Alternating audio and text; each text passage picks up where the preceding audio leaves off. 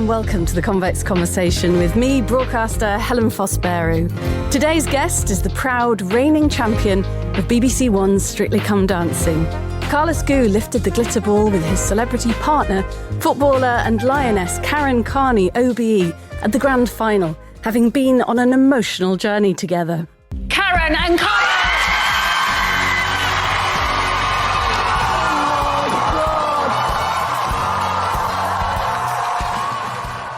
He also made history by becoming the first openly gay dancer and first Asian professional to win in the show's 21-year history. Dance has been Carlos's world since he was a young boy. He's from a remote place in northern China, Shenxi, and was raised by strong women, his mum, granny and aunties. Tragically, his father was murdered by the Chinese mafia when he was very young, and his mother became his role model. Carlos has used his passion for singing and dancing to navigate the tougher parts of life and as a way of expressing his true feelings. He's currently rehearsing for a new tour, Amy and Carlos Reborn, with professional dancer Amy Dowden, also of Strictly fame, and I'm thrilled he's taken a break from rehearsals to be here in our Convex Conversation studio. And if anyone's noticed, I'm totally out of breath. You need to have a sip of water now. Why am I out of breath, Carlos? Tell us. You just danced. I just taught Halle a little bit of salsa, and she was amazing. And I was a bit ambitious, actually. I had her to do in the normal tempo. It was fast speed. You nailed it, you know that. Well, I like lessons. I don't think it's ever too late to learn something, is it? Never. When you're feeling it, just always go. Never too late. I watch little clips sometimes on Instagram of people salsering and I'm like, oh, they look like they're having such a great time. I want to do that. But it's a workout too. I'm completely red in the face and out of breath. Oh, dancing is definitely a workout. But also I think salsa is great for you. It's just less competitive. It's very sociable. It's very less disciplined because you don't want to go on a dance class and learn everything so boring. You want to have a fun straight away, and salsa is the one to go. It's funny, when you walked in today, I feel like I know you already because I watched your roller coaster journey on Strictly. It was an incredible series. You lifted the glitter ball at the end.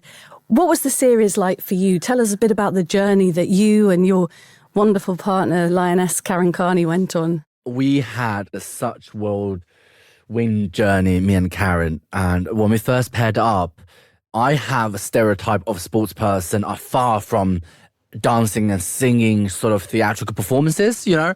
And so we both didn't know what this is going to work because also we are so different as a personality. I am so camp, so flamboyant and so outgoing, and I love Downton Abbey. Everything's posh, and she doesn't really speak much. She's quiet, she's lack of confidence, and she loves Peaky Blinders.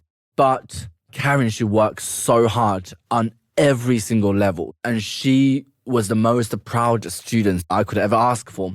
She did everything I asked her to do, and she was very kind. Sometimes when celebrities coming in, they learn, they grow, they absorb, and they take what they need. And she was constantly asking, Carlos, how can I help you? What do you need? Because I want you to enjoy this journey too. It's not only my journey, it's our journey. She's the one reminded me, I'm still alive. I'm still with you. I'm not here only supporting you. I'm part of you. Sometimes when you get in too much, you forgot. And you always put your celebrities forward because that's one's lifetime journey for them. So, yeah, we had such ups and downs. We had a journey of she's doubting herself. Some of the dancing wasn't exceptional compared to others. But then she just gave everything and she flew all the way to the end. The funny thing when you mentioned we won, but the fun fact is me and Karen, especially Karen, she never thinking about winning. She said, Carlos, I'm not here to win. I'm here to experience. I love dancing. I respect dancing. I respect you. I want to have the best time. If this Saturday we're going out, we're going out. I gave everything I can. So I think that mentality has kept her so grounded and humble and just focused on what she needs to do. And she delivered dances after dances were so emotionally powerful. In that moment when in front of millions of fans, the announcement was made that you two had won, you could see her absolute shock, her surprise, her delight.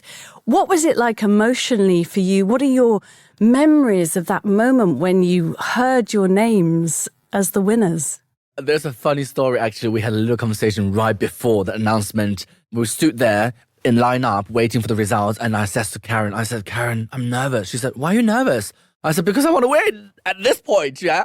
And she said, no, Carlos, I'm done. I'm happy. I'm done the final. I was like, oh my God, my heart beats. Literally, my heart is in my mouth.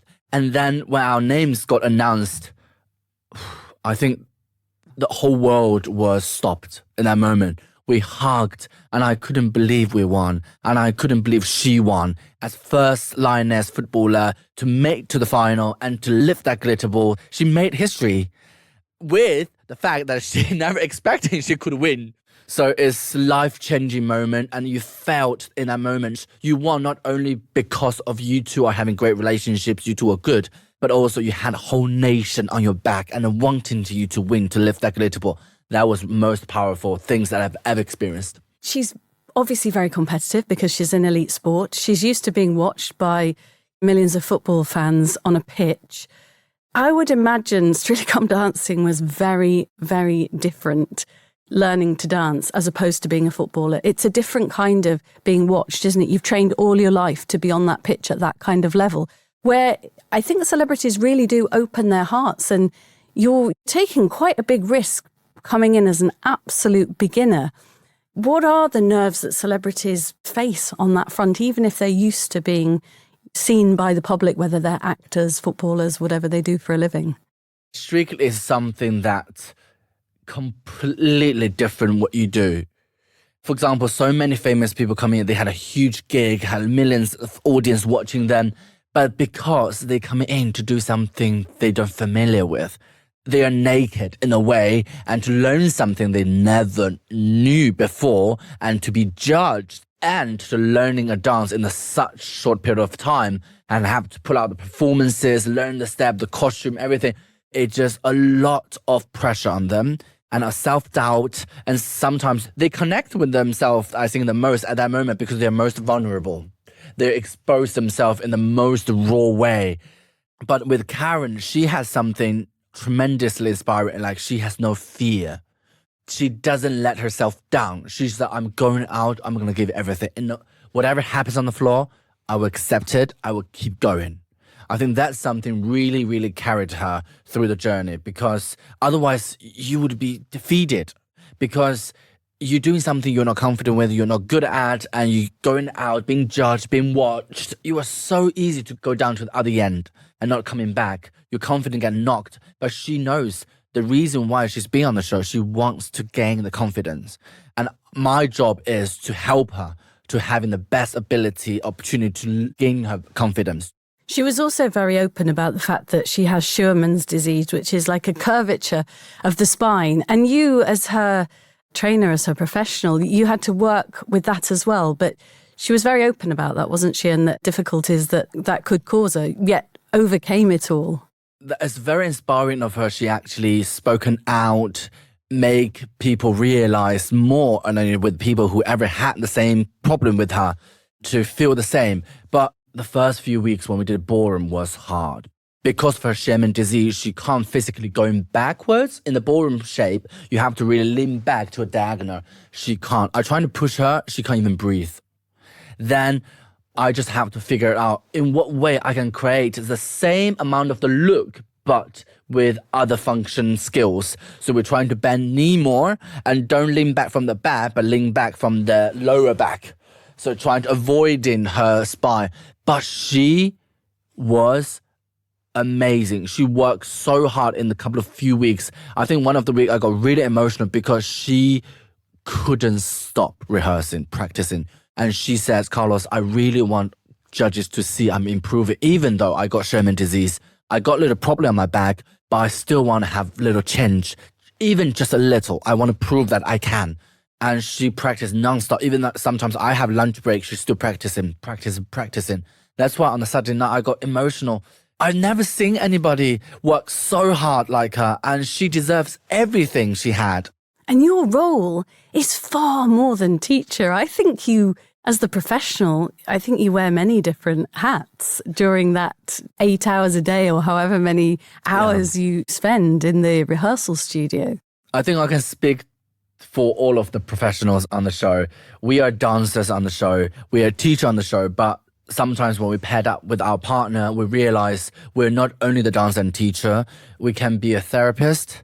We are family, brother and sister. We have to look after them emotionally, physically, and spiritually. Because when they get in the moment that they couldn't do well or they couldn't get right, they go down spiraling into that negativity. And then we have to pull them back, because on a Monday and Tuesday is always hard. But they have to believe the time, because we know by Friday, and no matter what you're doing, you will always get it. But they don't know. They've never been there. So we have to keep telling them, trust us and trust yourself. So a Monday of the trust between the partnerships are very important. That's the key point to carry the whole relationship, keep going. So it's a never easy job, but once you bonded, I think you created and flourished a beautiful friendship. Did you ever think in your wildest dreams that you'd be doing this? Because dance is your whole world and your life. But the way you talk about the Strictly experience, it just sounds like it's the creme de la creme in many ways. And I actually never thought I would be doing this. I was a professional competitor before I joined Strictly. I love competitive environment dancing, you know. But Strictly is something more than just dance. It's a level of the humanity. Learning how to be a human in so many levels. You meeting your celebs, you meeting other celebs and learning other people's experiences. How many inspiring stories we've heard on the show. Like Chris, who danced with Dan, and his story. And to see him be able to dance like that is so inspiring. It's more than just dancing.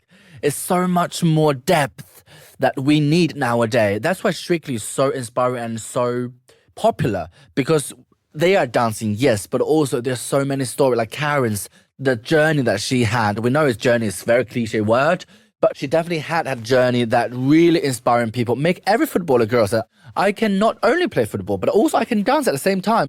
In my lifetime, sports and dancing are never related. But because of her, now people are starting to realize, yes, it can be related.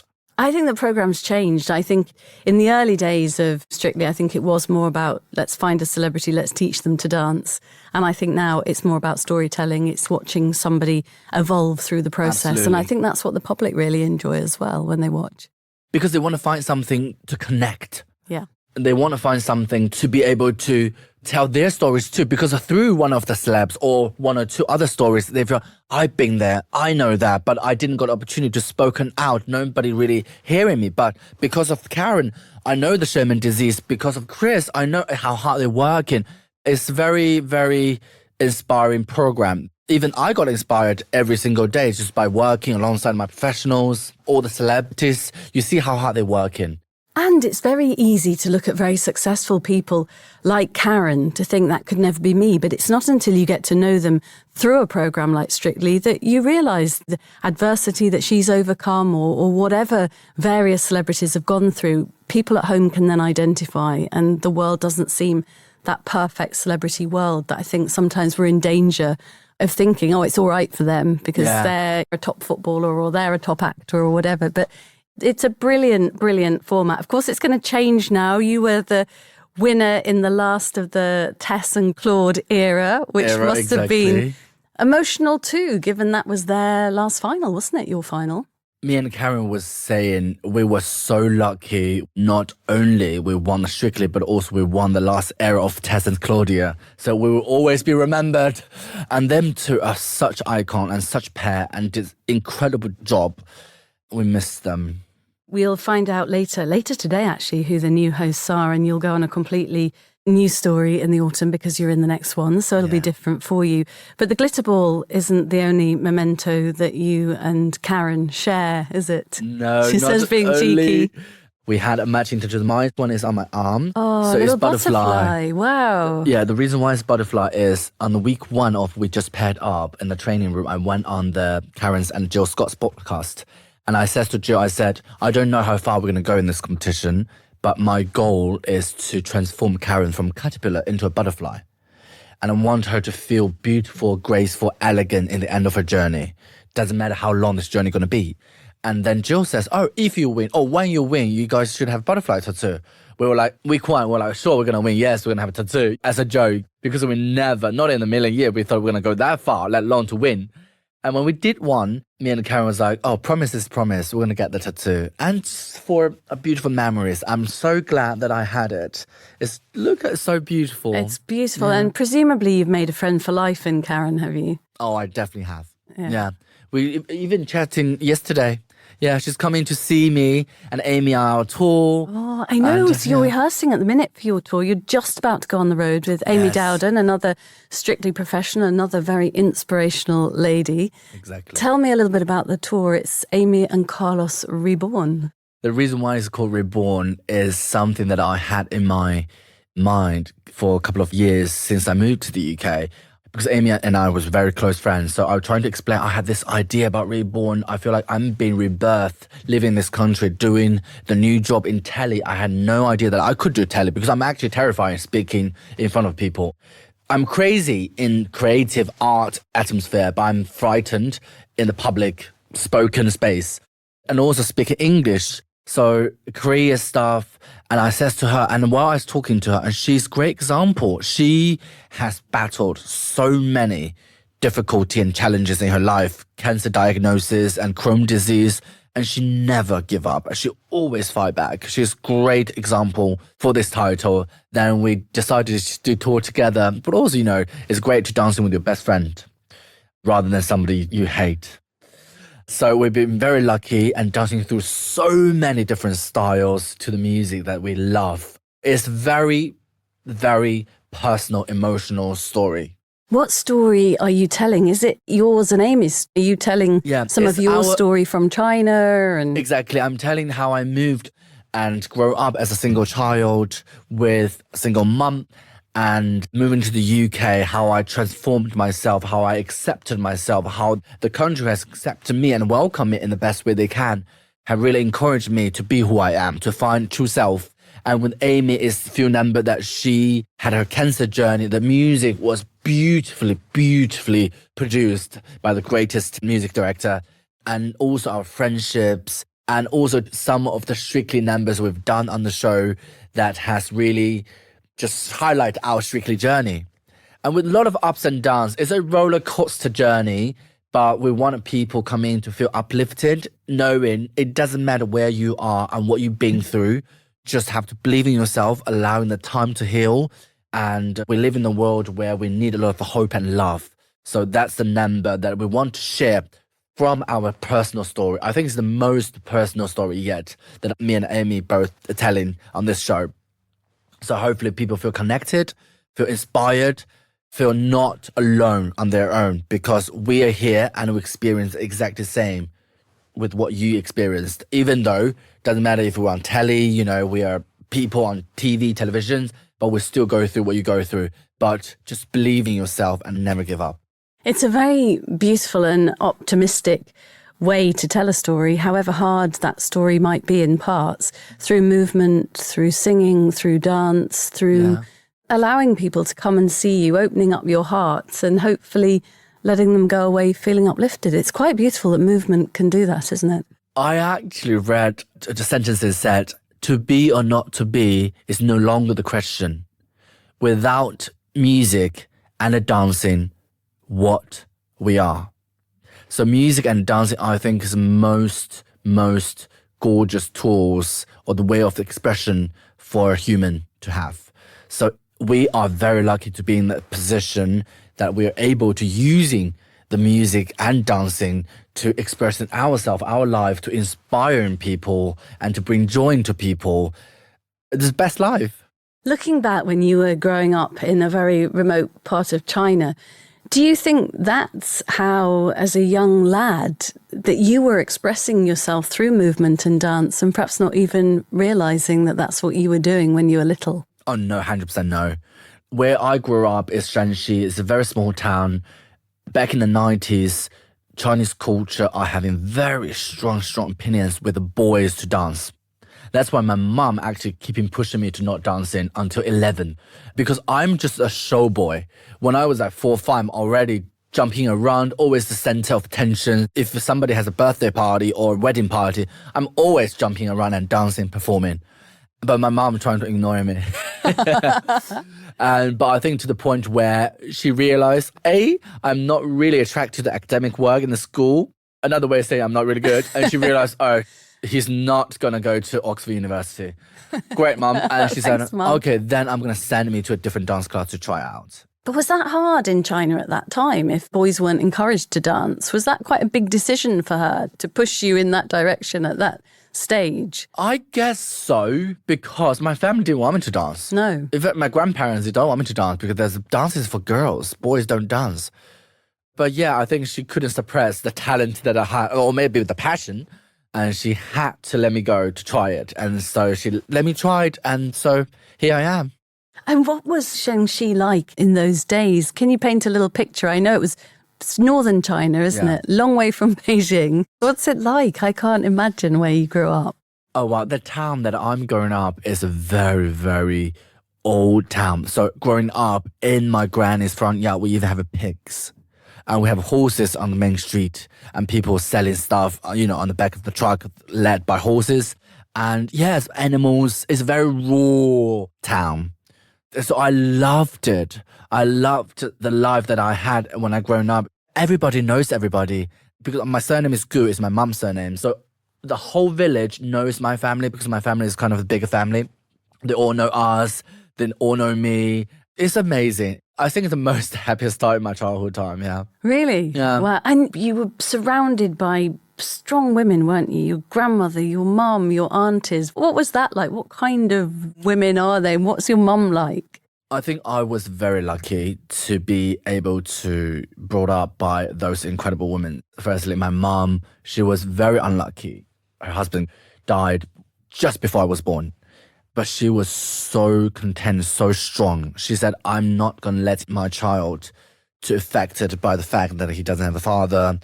And she offered me the best life could possibly have.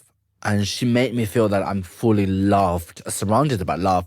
I'm my granny's favorite child because, of course, my mom's going out, earning money, supporting me to have the best life. So my granny raised me from age of 1 to 3. So she was very strong and she gave everything that I have. My aunties, they're all amazing. But don't get me wrong, I have 4 uncles, but the woman seems like they have a vital, important connection in my life. Wasn't influence on you? Influenced on me. Yeah. So I supported women more than men now because they loved me more than men loved me and they supported me and they brought me up. I'm who I am, I think, because of those women. Yeah, that's really nice to say. How did your mum react to the fact you'd won Strictly? My mom, in the way, she's very Chinese. They are not really good at expressing their emotions. Also, in other way, I'm so not like Chinese. I have no shame to expressing my emotions. But she was like, oh, well done you. That's it. That's it. I was like, Mum, I want Strictly. You have to react again, But also, I think you don't really watch Strictly in China. You can't really watch it. So they don't know how big deal Strictly is for us living here and doing the shows. So they were like, oh, just won one of the competition. Like before, you want to have the competition. You won so many competitions, There's another competition. Yeah. Has she seen clips and stuff of the show now? Are you able to share some? She did. Some I sent all the dances. Sometimes she was actually quite invested last year. She was, oh, you didn't send me dance this year. I would send her rehearsal or the camera block video. And she was, oh, good dancing, good dancing. She was very supportive. She gave everything that I needed. Also, she gave me everything she could offer. So she was very supportive. You can't wish for much more than that. You came to the UK the first time, I think, when you were 15. Yeah. Culturally, it must have felt such a contrast to the life you've grown up in. How did you find it when you first arrived here as a young teenager? Before I came to the UK, I remember, and my Chinese teacher or friend says, oh, no offense, but that conservative thoughts about, oh, they are very arrogant, blah, blah, blah, British people, English people. I was like, okay. When I came in, no, I loved it. I still remember an old lady on the buses. I tried to ask direction where I want to go. And she was so kind to get off the bus with me and trying to point it out. And all the dance teachers that I met in this country was so lovely and so helpful and so supportive. That's why I think my experience with this country first moved in, I had a best time, even though I speak none English. I was just going to say. Was there no English at that point? No English at 15. That's amazing. No. Your English is incredible now. Oh, thank you. Yeah. Thank you very much. When you said about speaking in English, it didn't even occur to me, of course, it's not your first language. And No, it's not. speak beautifully. I'm just sweating now, you know. Well, because in case we get the words mixed up. Sometimes I get my words mixed up and I'm from Grimsby, so don't worry about it. You're a grad, no. But I love English culture. I'm a big English culture fan. I love the greenery. The first thing that appeared to me is how green this country are compared to China. We don't have this much green. And the air is just so fresh and the sky is so much bluer. Everything's so different. The air is different. The culture is different. And I love British accent. Yeah. I admire British accent. The British accent is lovely. I did spend a few days in Shanghai exploring. I went to work there for a few days. Did you like it? I absolutely loved Shanghai's it. Beautiful. But my favourite bit, and I'm sure you'll know this, is the lady that was showing me around took me into a local park. We had a takeaway coffee each. And she said, I want you to come and watch this choir. And I watched this incredible choir perform and we clapped. And as we walked away, she said, every one of that choir has cancer. And so they're singing to uplift themselves and you would never have known. No. And then we walked to another part of the park and there were really old people. I mean, people in their, dancing, in the ballroom dancing in their late 90s. Yeah. And she said, you know, you're Western, you're blonde. It's highly likely that an old man will come and invite you to dance and you must say yes. So somewhere in the archives, there's some footage of me dancing in Shanghai. But I just thought Shanghai had a beautiful spirit. Shanghai is great. I think China now has developed so much into a great spirit and environment. And Shanghai is my favorite city. I lived in Shanghai for 7 years. It's my favorite city. And also square dance, especially for those older generations people, they love.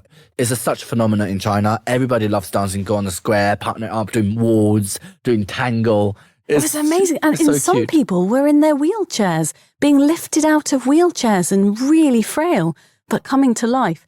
Can I also ask you, Carlos, has the UK made you feel like you're full of fun, you're full of energy, openly gay, and has it allowed you to really have some freedom to be who you are that perhaps you haven't always been able to feel in China? To be completely frankly, I think it has. Before I moved to the UK, I told my mum I wanted to move to the UK. I felt strong connection to this country. I don't know why, I couldn't explain, but just something is pulling me into it. And probably because of Latin American dance, I learned my dancing here. My teacher lives here. The westernized of the background of the Latin American dance has really influenced me. So I'm very westernized person compared to normal Chinese person. So I think this country is perfect for me to live. Plus, I love British culture. I love royal family, big royalist. So living here really opened up my gaze and it allowing me to really finding myself. I think it took 2-3 years to find who I really am, what I really want to do. This country has allowed me to give me the space to be who I am. I genuinely felt that I landed home. I always says to my friends, I said, China is my country, but I find the UK is my home. That's really nice. I think we all have a spiritual home somewhere, really. Yeah. You talked about your incredible friendship with Amy. I'm not sure that friendship looked like it was going to survive Channel 4's Celebrity Hunted programme, which you two have recorded. And there were some crosswords here and there. It hasn't gone out yet, has it? Tell me about it. No, not out I'm yet. Smiling because I know that you're still the greatest of friends. If me and Amy were still go on tour this year after that show, we survived. But Hunted was incredibly challenging show. It puts me and Amy in such raw space because we truly just be who we are in so many circumstances. When you're hungry, when you're hangry, when you're not having enough sleep, you're constantly challenging each other. But we survived. We fight like cat and dog on the show. But I think because of the show is for stand-up cancer, the reason why I accepted to do the show is for Amy and also for my cousin who died from cancer, my granny who died from cancers. I was there for them. I had to make a sacrifice. I had to make a compromise to make it work. Then I realized Amy is so strong. In that show, she made me realize how intelligent she is. Not she wasn't intelligent, but I didn't know that she could be that intelligent and how strong she is. For those who haven't watched the show, just give us the gist of it. You're being basically hunted by highly trained police and surveillance experts. Not only we are hunted by the specialist professional, And also we have no budget, no money, and not knowing when to sleep, where to sleep, and what to eat and when to eat. There's a time we didn't really eat for like 18 hours. I'm a food person. I'm a sleep person. I cried so much on the show. I remember I cried so much on Strictly last year, and some of the fans were saying, why he's keeping crying? In my head, I thought, wait until you watch Celebrity Hunted, because I cried every single day. I'm just quiet. And this hasn't gone out yet. We've got this to look forward to, haven't we? I'm so excited for this. And hopefully they're coming out soon, but I can't wait to let the whole nation watch it with us. It's going to be look fun. Forward to watching it. And what is next for you? You're rehearsing at the moment. You're literally about to head off all over the UK on your tour. What else? With what we've spoken about Strictly, about tour, you know what Strictly really, really helped me and opened up my artistic work is I realized how much I love singing. So I started to learn singing properly with my vocal coach for the last 6 months. And I just done my first singing gig on April 7th in the Crazy Cogs. And I'm about to do another one in the 3rd of July and sing. I love singing. It's another way to expressing yourself. But what's the best is you can combine singing and the dancing together. And I found that's my forte. I don't need to do anything else in my life now. I just focus on singing and dancing. And it's a great way to really, really finding yourself, to connect yourself, and to using those lyrics to expressing who you are and who you want to be. We live in a world where now I think we need so much joy, so much hope, and so much love. I think as a performer, I really want using my ability, my skill to helping other people to feel, to be loved, to be seen, and to be supported. Singing, dancing, and can I just add charity hunting, because you're a bit of a charity shop hunter or vintage hunter like I am, and you're literally wearing my charity blazer. You're wearing it all, and it looks great. And you know, it's recycling stuff. You love a bit of that. And we're in Notting Hill today, so you could head off down Portobello if you get That's time. Exactly Is that what you're going to do? Just one last thought. I did share with you before we started recording this podcast my moment with Anton de Beck on live television many years ago when he was doing a tour called Let's Do It. And I made the mistake of saying to Anton, let's do it, meaning let's talk about the tour. At which point he swept me up on live TV. I was wearing a fairly short Anton dress. I went stiff as a board and looked like a mannequin as he twirled me around. And the only reason I stopped it all happening is there was a flash on the monitor and my dress was on my knicker line. No way. So quickly I managed to extricate myself. But it's always made me want to dance. We played for the promo and we had a little cheeky salsa. I told you I've got no rhythm at all. Give me a few words of advice, Carlos, because I want to learn to salsa. I should go and have some lessons and just let it out, shouldn't I? Firstly, I'm really glad. I feel the passion. You wanted to learn the dancing. Yeah, you mentioned it a couple of times. I think, firstly, you just have to do it. You have to dance like nobody's watching you. Don't feel awkward, embarrassed, because in the beginning, it's always, when we learn dancing, I always feel embarrassed and awkward, but don't let those feelings get into you, because you know dancing is so good for your soul and for your heart. You just go out there, learning the music and dancing like nobody's watching and enjoying yourself and feeling yourself. In just those few minutes that we played and you said, just look at me, keep looking at me, I started to get addicted about wanting to do better, wanting to not let you down in that moment, wanting to see if I could master that step in the 2 minutes that we had a little play. Yeah. It is really good for the soul, isn't it? Absolutely. The reason why I said look at me is because I don't want you to overthink. I want you to connect with me because the steps are simple. Once you connect with me or you connect with yourself, the steps will come out naturally. Otherwise, you're thinking that you're easily to make mistakes. I think you'd be the best teacher, though. I'd have to find a class with you as the teacher. You're way too busy for that. Let's do it. Oh, my goodness. Find time. Let's do it. Exactly. Let's do it. Those famous last words. Your publicist was right. You are wonderful company. It's been great fun to have you on the podcast. Thank you. My pleasure. You have a fantastic energy. And I wish you luck with everything you do. I'm looking forward to Celebrity Hunted. Good luck with the tour. Also, Asian Pride. Oh, go on. Don't forget Asian pride in all of this. How could we forget? It's because I represent East Asian. And living in this country for the last 4.5 years, nearly 5 years, made me realize how little amount of the East Asian we have in this country, especially in the television world, the performing world. We don't have much. And as the one to be on television and having so many people watching me, I really want to advocate my community, not only East Asian, but also South Asian, advocate those East South Asian performances to be able to seen by public, to be able to showcase their talent, because we have so many talents in this community.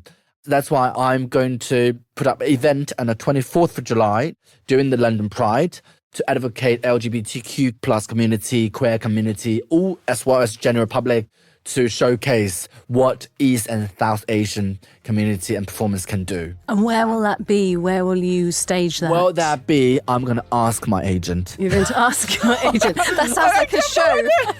That's going to be a show. Yeah, I'm going to be performing. Great. Yes, because we're going to have different areas. We're going to have so many talented artists going to perform on the A stage and B stage, as well as reigning champion Carlos Reborn going to perform some of the numbers. I'm going to come and find you. Yeah, you have to. Go and have a little dance. Why not? Oh, why not?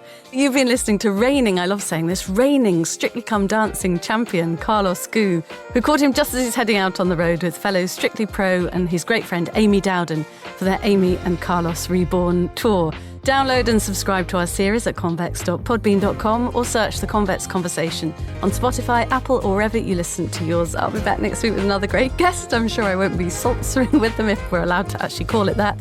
We'll have a look when we see the footage back, but we'll see you then.